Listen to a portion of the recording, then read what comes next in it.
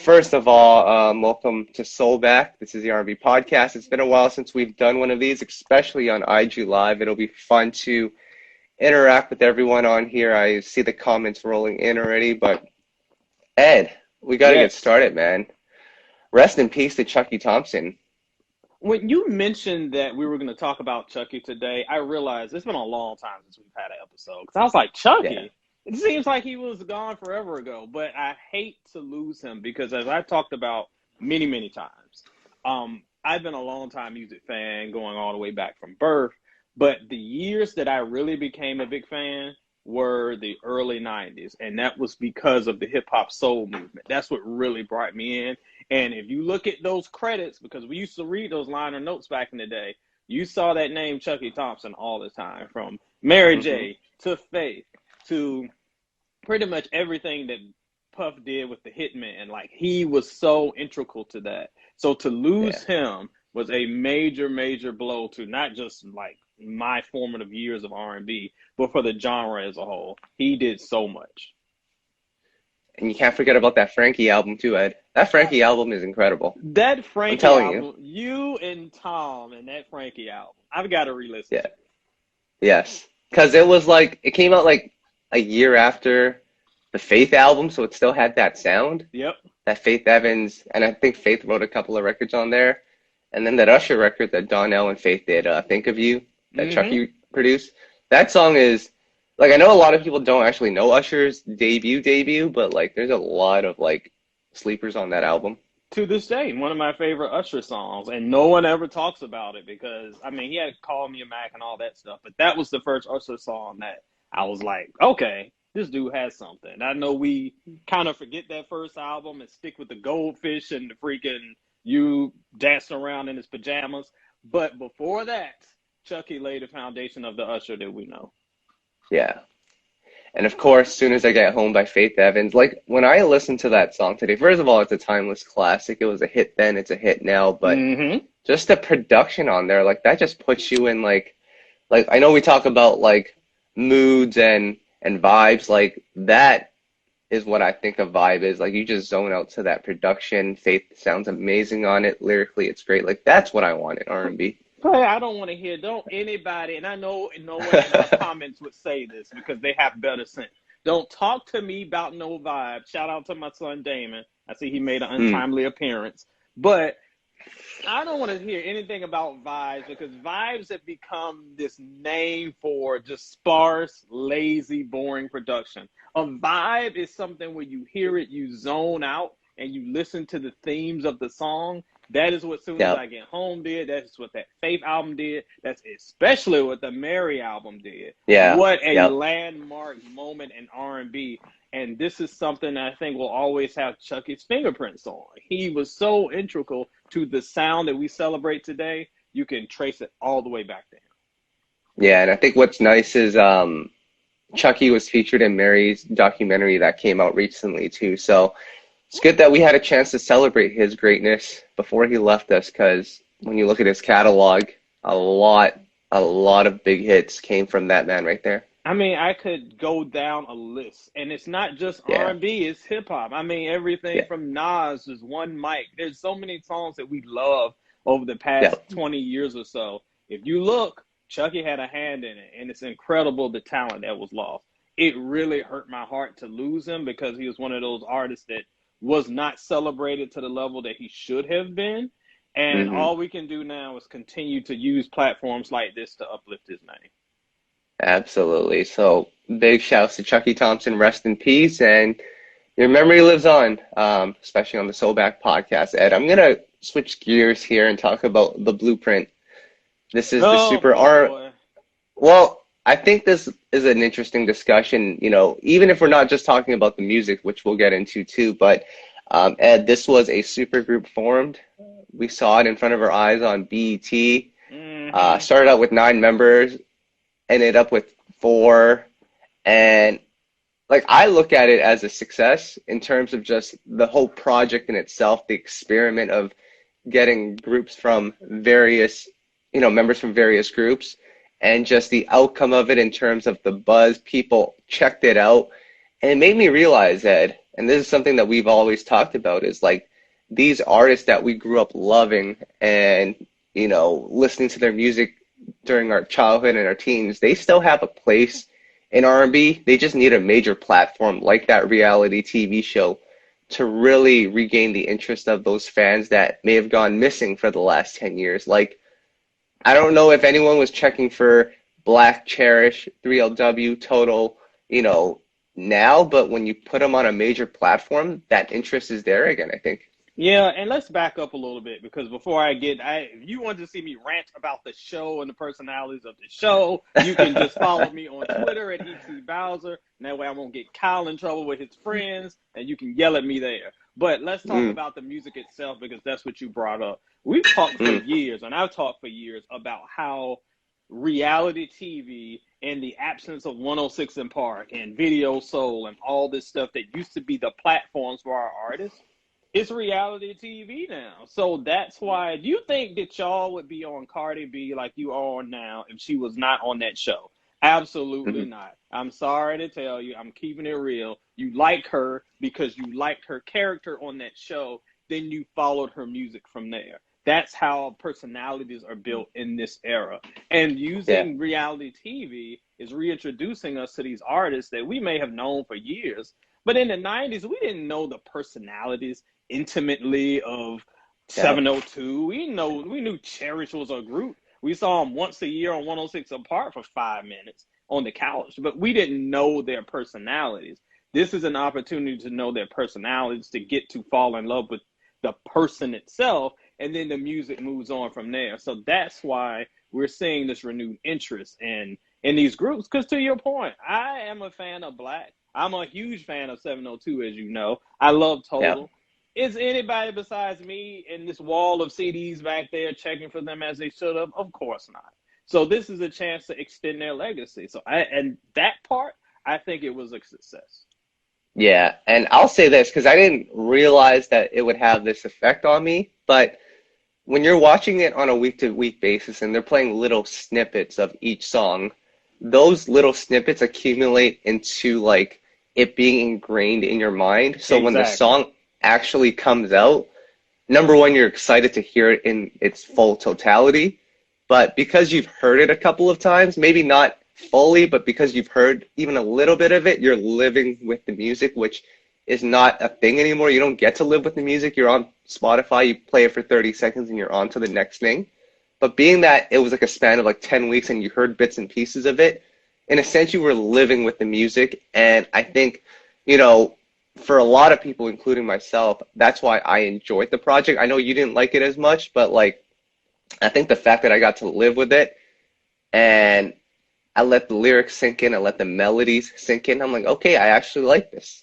And I think if I went into that project listening to it, right off the bat, 10 songs, on release date, and I had to sit through the whole thing, I don't know if my review would have been the same. Exactly. It's what I just said. Yeah. There's a connection with the music. How many times did we watch that show and they were talking about skeletons and bird's eye view? They said it like 100 times. And then we heard the snippets, Pam's gospel song. We heard snippets of that throughout the show. So when you see the finished product, and especially on the last episode when they had the big performance, like you're like, okay, this is coming together and you feel part of the journey. So that's why the music resonated with you. Now, me, crusty old man music reviewer, I'm still going to be picking it apart here and there. That's why my experience is different. But from a level of being personally involved in the music, I think that's why it was a success. You watch the music come together, you see it come together, and to your point, now we're in this era, player, where an album comes out on Spotify, we listen to it for 10 minutes, we're barely paying attention, and then we're off to the next. It's not like back in the day when we had radio ingraining songs in our head all the time, and you can be like, oh, I hated that song. Now I kind of like that song. Now I love that song. Right. Now it's just one time, boom and boom. But the show was able to ingrain it in you, and that's why you have that connection. And I think that's why it was so well received, no matter people's beef with characters on the show. Even my wife has listened to that thing 1,000,000 times because she's like, you know what? A lot of these songs kind of hit. Even Talking? Listen, if I hear talking one more time, I'm going to snatch that cord out of there. I do not like that talking song. Awful. It's not for you, Ed. But I'll tell you what, it made me realize, like, even when we go back to my generation of R&B, like the Day 26 and the Danny D. Kanes, you weren't watching Making the Band, were you? I didn't. I only watched it in snippets. I didn't watch it all the way. But you'll see like this huge contingency of fans from my generation that love that music. And I think part of it is because they watched that show and they got to watch them create those songs. So it is a interesting thing that they did with the BluPrint. And I'm curious, Ed, to see what else comes from this project, from this group of, you know, the Cherish Twins, Shamari and Keeley. Like, when I listen to the music, I'm trying to see, does it fit at radio? Like, where does it fit?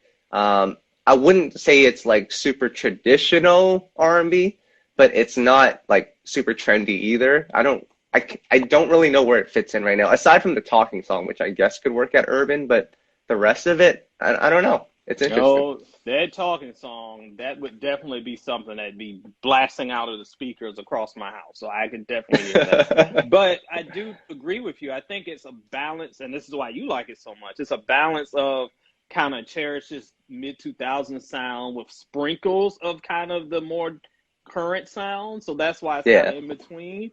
I don't know if it fits very well as far as current playlists, but I'm all for diversity. So, like, listen, if it's something different and it's not the 1000th Young Thug remake, let's get it out there because I want to hear something different in the way. Whether I like it or not, I just want something different because I want different music presented.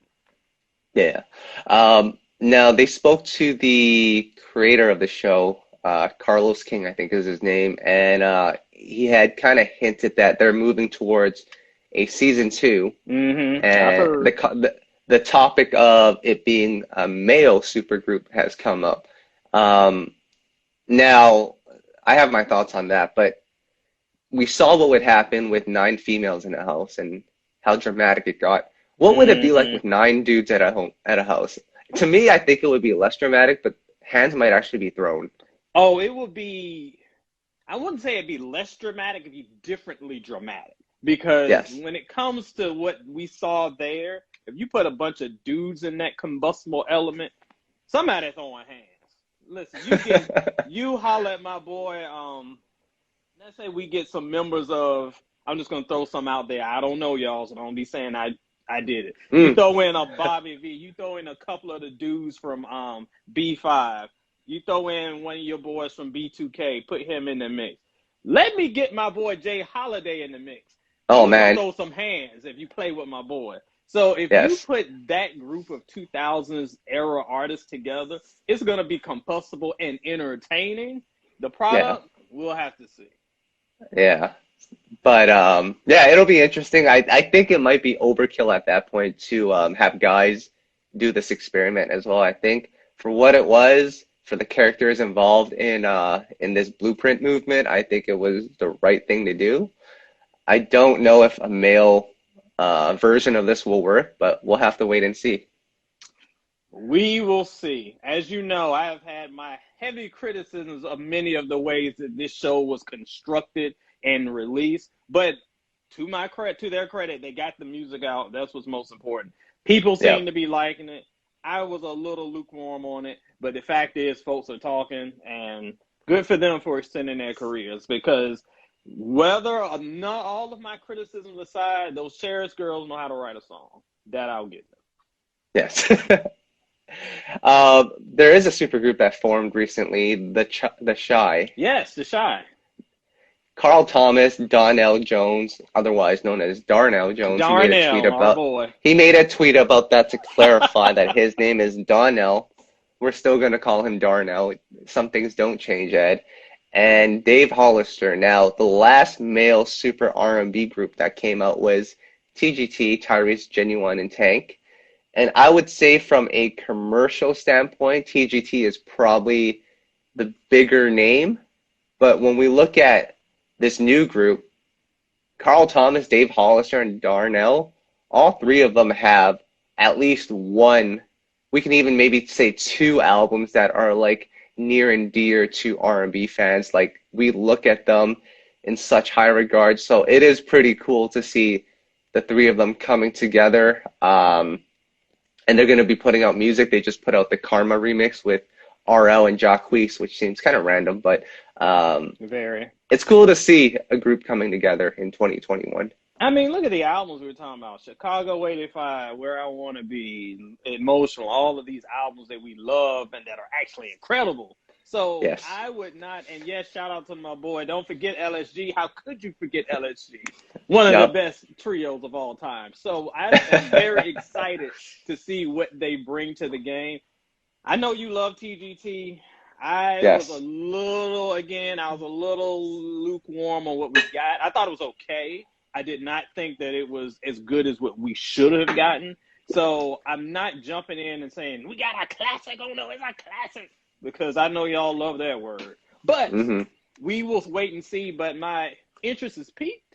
And my expectations are pretty high as far as what they can deliver. These are three dudes that know how to sing. They're veterans. They know how to put a song together. So I'm excited, and there's definitely room for them right now. See what it's going to take and what we kind of touched on with the BluPrint, but especially with TGT, there was a lot of money that went behind TGT.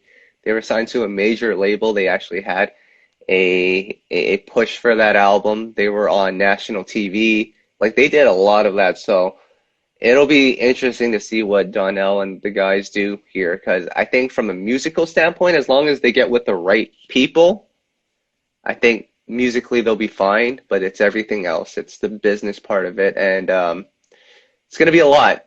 I would love to see them do shows together. I would love them to, start putting this stuff together, doing interviews together, just so we can see that it's a movement, because they announced that news, like a month ago? Mm-hmm. So you got to strike them while it's hot. So I want to see all of that happen. Like right now, I know we're still in the pandemic, and that's still a thing. And I mean, it's a good reminder, but man, I want to start seeing this stuff moving quickly. Well, I was going to mention that. I know that we're excited. I'm definitely excited because, as we said, there's definitely space in R&B right now for them. The marketplace is not cramped. There's plenty of room for them to come in and wreck shop. But unfortunately, it comes to touring. That's where a lot of this money comes from. And since y'all won't put on your mask, since y'all won't get vaccinated, since you're so woke and so smart, y'all won't do that, we still won't be able to get out and tour like we want to. Until we can get beyond this, I think there's a lot of projects and a lot of touring and a lot of things that we'll see once we move beyond pandemic land. So do your part and act right so we can get our boys out here. I think that once that gets settled, we'll see a tour set up, we'll see some music come out, and I think when it comes to the level of quality, we could have something nice. We could. Nice. Ed, someone just requested to join us. Maybe we should add them in. Who requested to join? It depends who asked. Can't be letting everybody up in your house. Yeah, we'll get some readers in here or listeners in here after. Let's go through this first. This might actually be fun. But can we talk about the Blackground stuff, the catalog? Oh, yes. At first, I thought you meant your girls, the BluPrint again. I was like, what? But yes. Oh yeah, we can talk about Cherish all day long, Ed. Oh God. Anyway, let's talk about Blackground, please.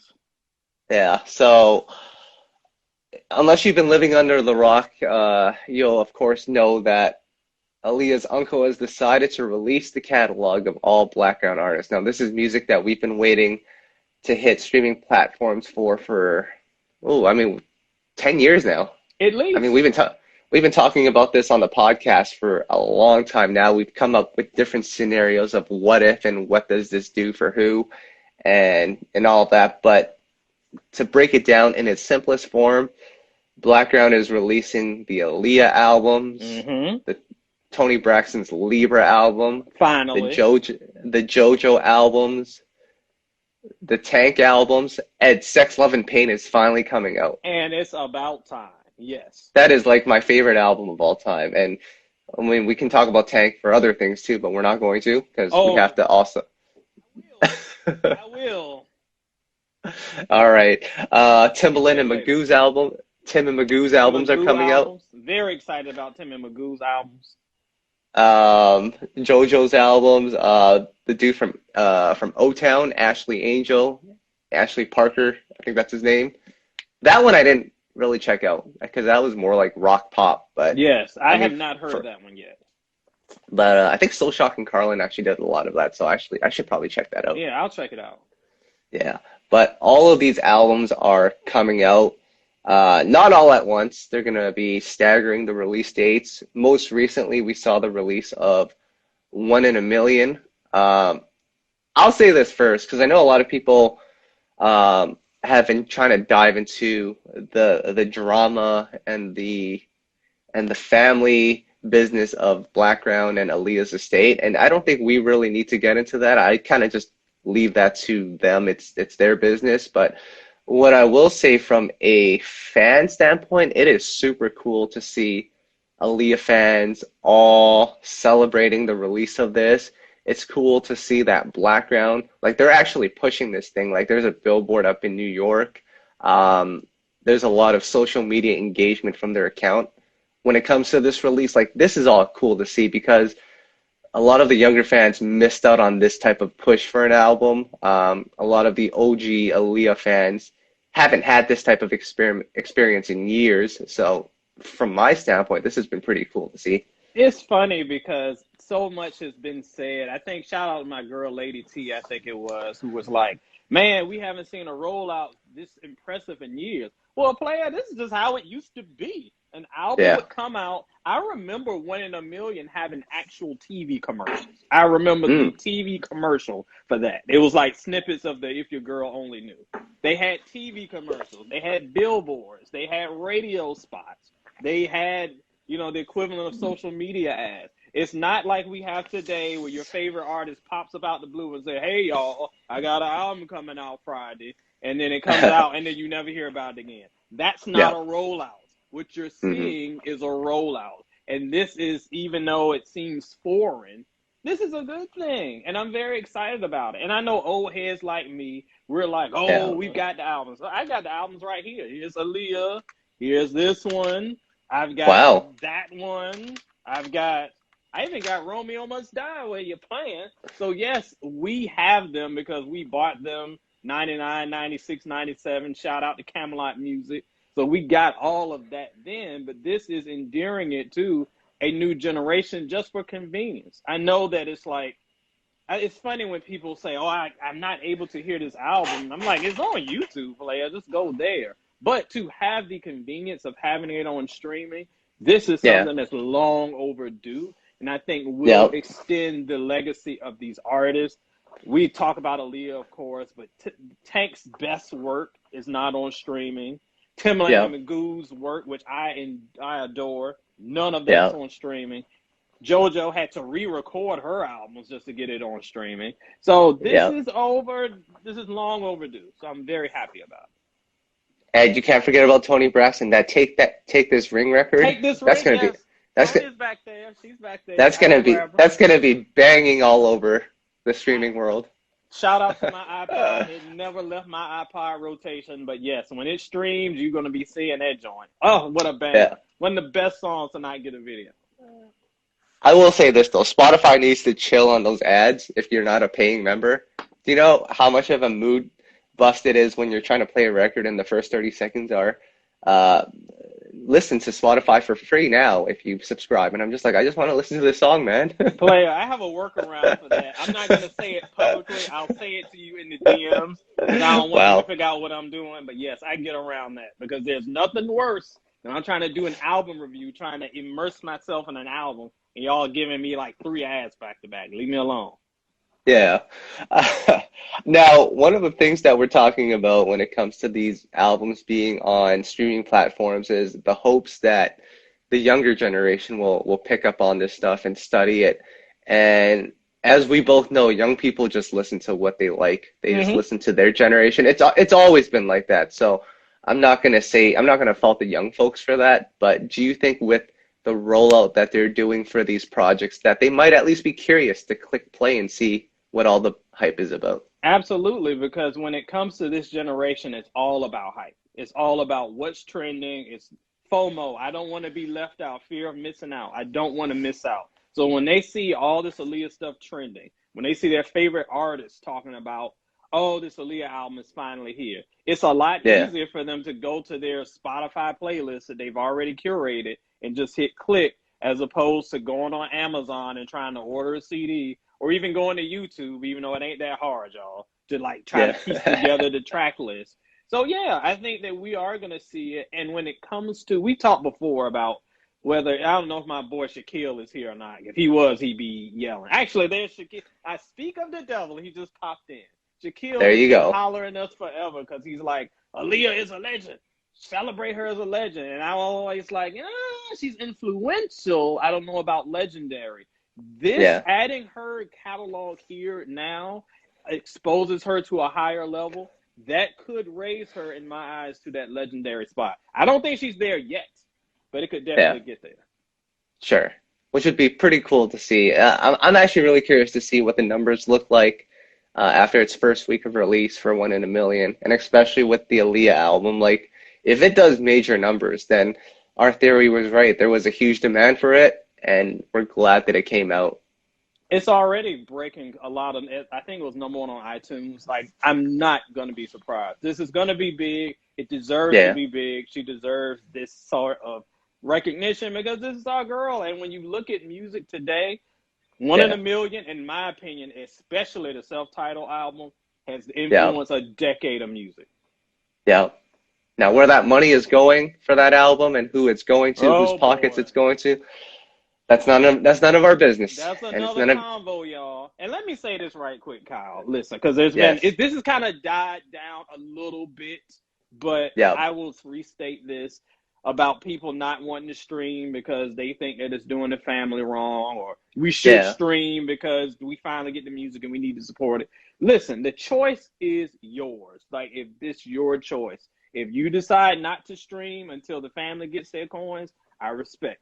If you want to stream because you want to hear the music, I respect. If you want to stream so we can get more music like this and it doesn't flop, I respect. Just don't spend your time attacking other people on the Twitter. People, just spend the time listening to the music that you want. Please, and get off my timeline. That's all I'm saying. You know what's absolutely crazy about what you just said there and what it reminded me of? What's that? It reminded me of Tank's video that he uploaded and deleted like 3 days ago. Oh, if you want to go there. We're not going there. If you want to go there, follow me on Twitter. Hit me up on Twitter. I'm not getting Kyle in trouble again. Y'all already know how I felt about that video. Be responsible.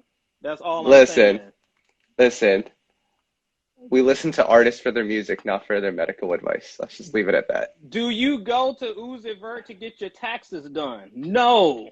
Let the artist sing to you. Let the medical experts give you medical advice.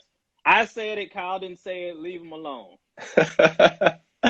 All right. So let's take a break from Blackground and let's laser in on Aaliyah here. This is your love letters for the day, Ed. Oh, okay. Let's do it.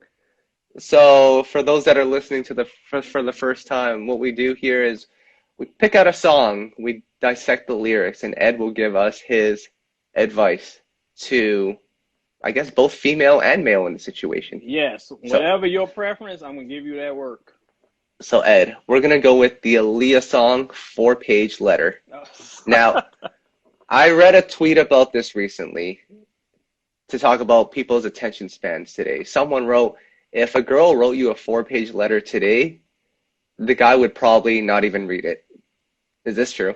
Yes, because your brain has been so condensed into 140 Twitter characters that you can't read it. I have maybe not 4-page letters, but I have at least 2-page, 1-page front and back from my wife, like up in my closet somewhere, because back in the day, that's how you communicated. There was like this thing called a pen, this thing called a piece of paper. And when someone was willing to like bare their soul, I mean, now if they were fussing at you for 4-page, you probably would stop about midway and be like, I don't want to read this no more. But if it was a page letter that was enclosed with a kiss, you're going to read that all the way through and see what's good.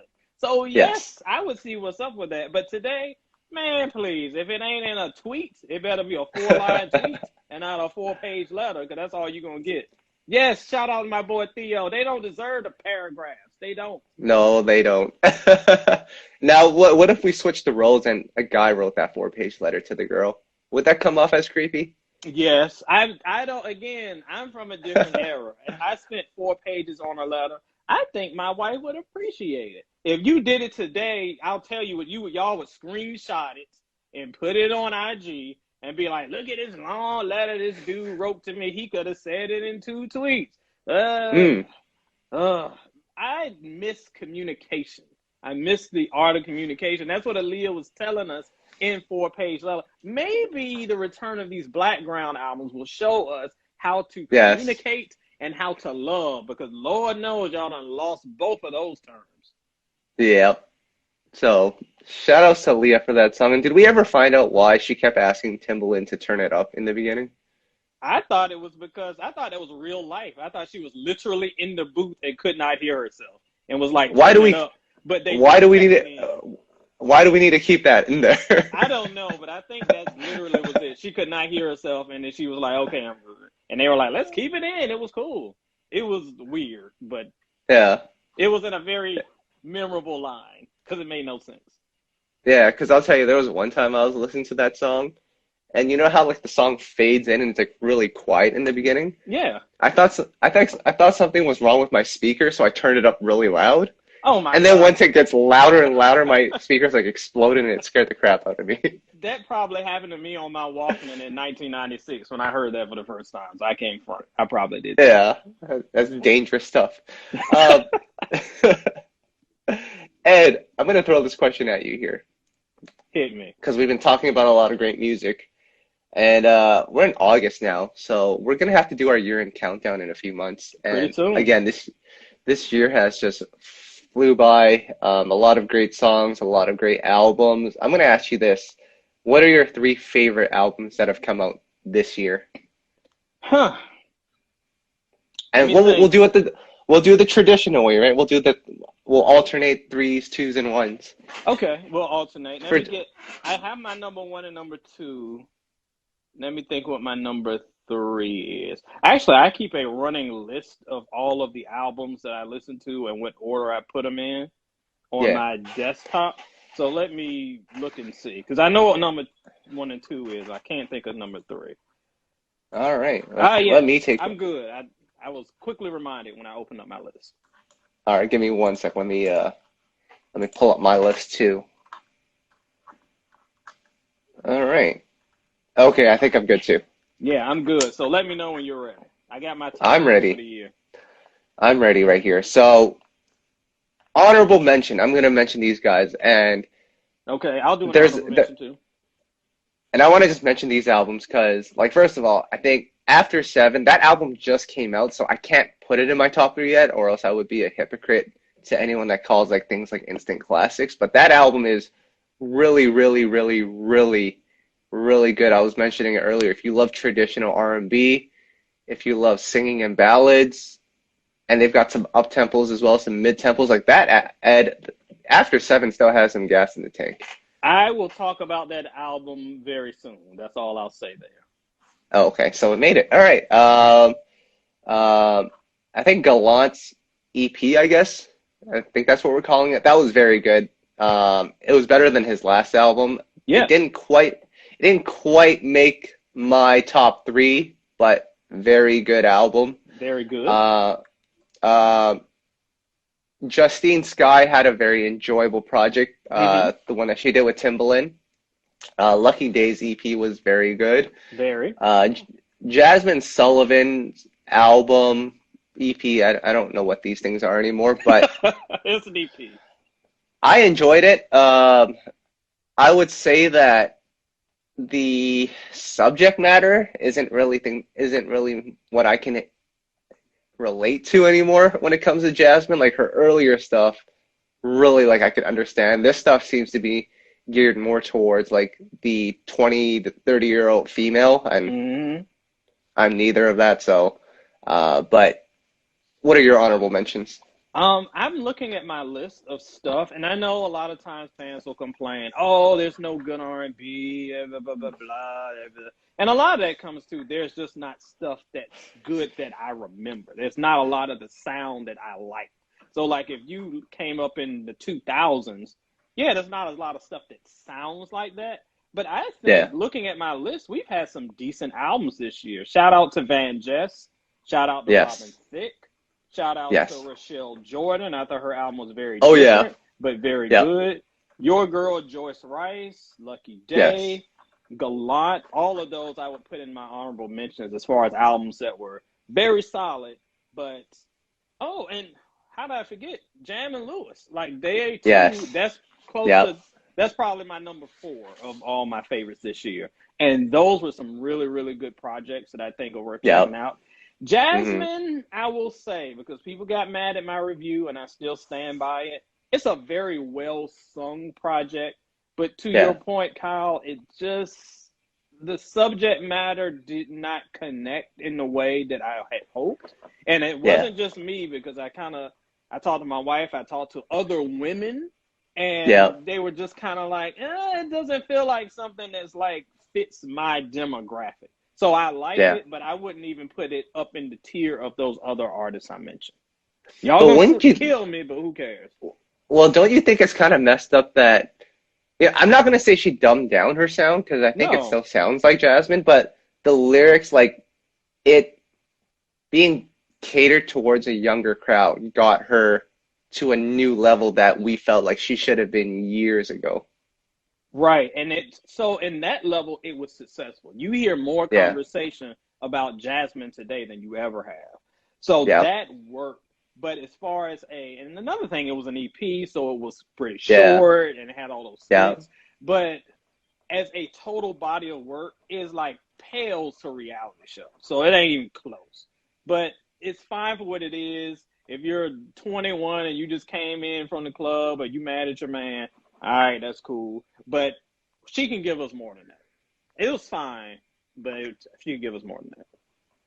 Yeah, I need a Lions, Tigers, and Bears. That's what I need. We need some substance, y'all. Yeah. Not just my man trash. I get tired of that. And then Leela James, I want to mention that one. That was a good album. That was a good one, too, yes. Yeah, for sure. So let's go through our top 3 here. I'll start off with my number 3, Ed. Mm-hmm. I'm going to go with Snow Allegra. Interesting. I'm surprised she made it for you. She made it. I listened to that album last weekend, and I actually just let it run. And, like, I really like a lot of the songs on there. The last couple are kind of sleepy times. Agree. But, you have the Neptune song, which is, like, the greatest song in the last 10 years. Oh, I'm just going to leave it. I'm pretty sure it was made, like, 20 years ago, and they just remade it, because it sounds like something off, like, Khalees, Latrell, like that era. But, yeah, I love that album. Even the stuff that Tyler did, Tyler the Creator, I really like all that they did on that. So Snow Allegra will be my number 3. I think that's a good pick for number 3. And my number 3, I shout out Tar Heels fan. I didn't forget you, player, because it's my number 3. Raheem Devon, Paulo Brown, Lovesick. That's my number 3. And for a long time, that was my number 1. So I thought this album was great. When I first heard about this collabo, I know R&B fans might not have been too familiar with Apollo Brown, but my hip-hop heads know, because he has been behind some of the best underground albums for the past 5 years or so. Their styles mesh perfectly. I thought this was a great project. Raheem always has good albums, and this is probably one of his best ones. Yes, I agree. My number 2 will be Robin Thicke's album. Oh! This was quite the surprise for me, because I've never loved a Robin Thicke album. I think The Evolution was the closest to me saying, like, I really, really love this album from top to bottom. I never really got into his debut. I still got to do that, actually. But since then, I've liked songs from his albums, but I've never liked something from top to bottom, and this is as close as it gets. Like, what he did on this album was he brought it back to what we love about Robin Thicke, and he didn't stray away from that. There was nothing gimmicky or trendy about it. It was just great love songs, and you could actually feel what he was singing. So I got to show Robin some love here. This is a great album. I'm happy to hear that. I said it in my review. Even though we celebrate Robin Thicke, you know your boy got to keep it real, and I love you, Robin. His albums don't really do much for me. Like, I like the Yeah. first album, the second album, and the first album, I'm talking about the Jesus album, y'all, not the Yes. Evolution album. I'm talking about the first album. Evolution was fine, but a lot of the albums after that are very hit and miss. Great singles, great album cuts here and there, but overall it's hit and miss. He really put together one of his most cohesive projects here. So, didn't make my top 3, but definitely when I do my year-end list, it'll be there for sure. My number 2, gotta echo Kyle, my girl Snow Allegra. I loved her last album. This one, I don't know if it's better. It's slightly different. And as you said, that second half gets a little snoozy.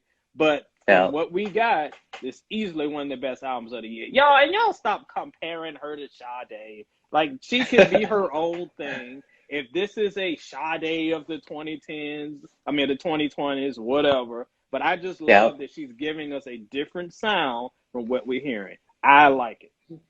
Yes. My number 1, it's been my number 1 since like February, but Joyce Rice's album. Yep. It's gonna have to be that. Shout outs to Joyce, who did an incredible job on this album, and shout outs to D Mal, who continues to dominate R&B as we speak with his production, bringing back the live instrumentation, and on this album, bringing back the 2000s vibes. And that's all I really want, Ed. If you give me 2000s vibes, I will be there. So, Joyce, you did your thing. D-Mal, you did your thing. And that's going to be my number 1. Although I haven't heard that Division and Ty Dolla $ign album yet. Maybe that'll change things. I doubt that'll change. I like Division, but you know how I feel about the other half of that equation. So we'll see. I have not heard that yet either. I feel like Ty Dolla $ign is like well deserving of a 6-year break or something, because he's been going at it for like, he's had the longest run in music history. It feels like he is on everybody's album, but he does the same thing. Like, I feel like it's just the same thing on every song. That's why I'm so tired of them. But whatever, y'all love them, have fun.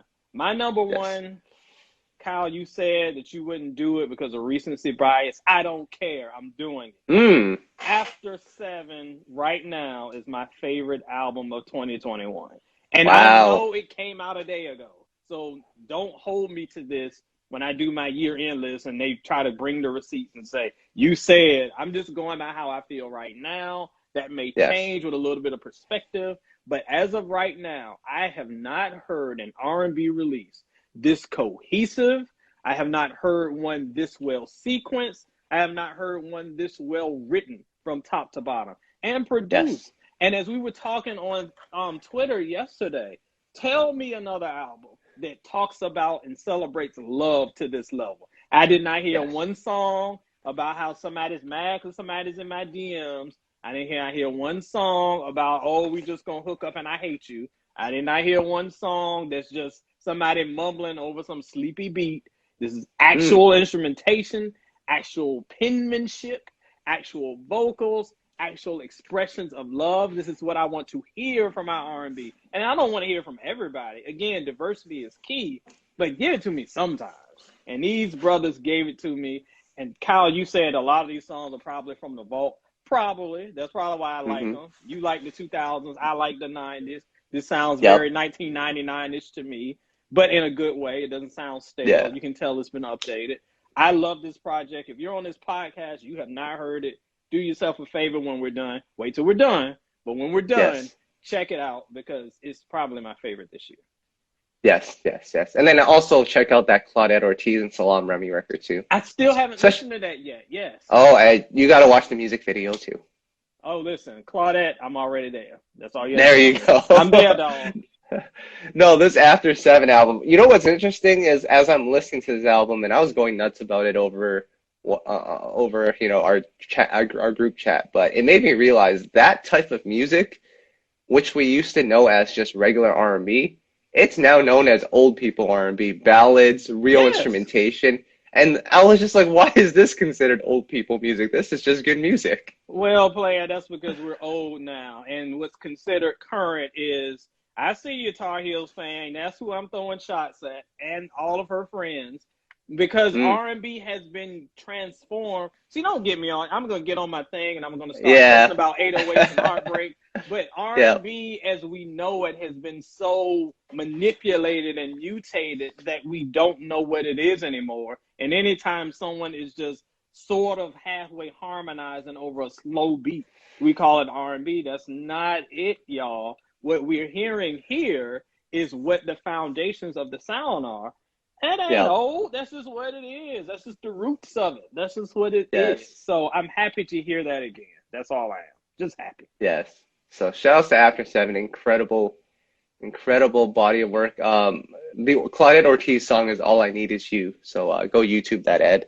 I got it. Man, yeah, I still can't believe that After Seven album was that good, Ed.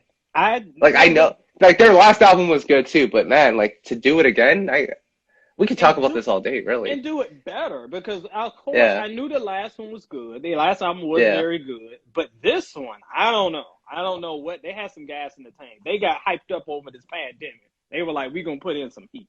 So I was very Yes. happy to see it. Yes. Ed, let's fast forward here to some future projects that we need to talk about here. Okay. First of all, did you hear that Lucky Day and Earth, Wind and Fire collaboration yet? That seems like, I haven't heard it either. I got to actually go check that out. But Lucky Day seems like the right person for that when it comes to this new generation. Yes, because he's a bridge. He's one of those artists that can live in both spaces. He can be current, but he can also work very well seamlessly with veterans. So I have no doubt that one is hot. And y'all keep telling me about Leon Bridges. I haven't heard that one yet either. That's going to be on my list. I have a list of stuff I need to listen to, and I'm looking at it right here, so I'll get on that one soon. I'll be 100% honest with you. I haven't listened to Leon Bridges since like his first album when he was making music that sounded like it was from like the 60s. Is that still what what he's still doing, or is he like making? I don't know. I haven't heard the new album at all, but I've heard Yeah. nothing but great things. So I'll check it out. All right. Ed, I'm going to put you on the spot here. You're going to make a bet. Okay. So Silk Sonic announced that their album is going to come out January 2022. That's the word. That's official. That's the word. Will Usher's album come out before that? I'm going to say no. And I'm going to say no. And I'm going to say no because I think when it comes to Usher's album and this, and before I get to Usher, let me get to Silk Sonic because people were furious that Silk Sonic was going to make us wait that long.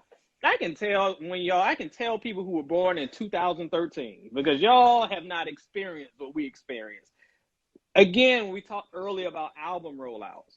It's not uncommon for a single to drop, and the album might not come out for another year because the single's going to drop, then another single's going to drop, then maybe a third single might drop, and then we get the album because that time they're pushing the album. It's not just, hey, y'all, here's an album. It's out today, and then I never talk about it anymore. So in this case, no. So when they said that, fine. You can tell they want to work on a project and they want it to be a real classic album. You can just tell. They feel the pressure. I would rather wait another few months and get some dope than get it today and be like, it was all right. I like that one single. Anyway, let's talk about the Usher album. I think what's holding up Usher, I think the album's done. This is my speculation. I think it's done. I think Usher is waiting for the world to open back up so he can get his tour on.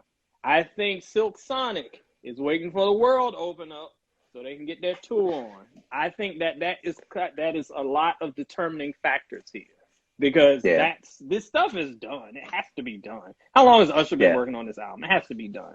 But they don't want to put it out, not be able to promote it because touring is where they make this money, y'all. It ain't from y'all stealing on this thing and making TikTok videos. They're not making money off of it. So they're making it from touring. I think they keep edging it back. Shout out to the Marvel movies. They keep pushing back. Same type deal so they can get closer to that. That's all I'm thinking. Just my speculation here.